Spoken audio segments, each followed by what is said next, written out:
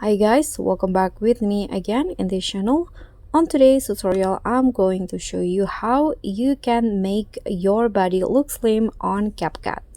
So here, if you want to make your body looks slim or small in a video, for example, you can use CapCut, and here I'm going to show you.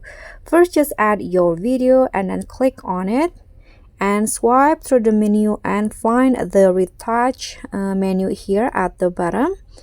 And after that, here click on the body option, and here click you can do it manually or automatically by CapCut. Let's try the automatic first. Click on the body here, and here you can just swipe to the right like this and adjust it. But if you want to do it manually, just click on the manual section here. Let's click on slim.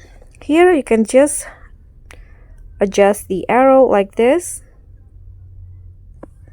You can see just if you want to make it slim, just swipe it to the right. If you want to make it bigger, swipe it to the right.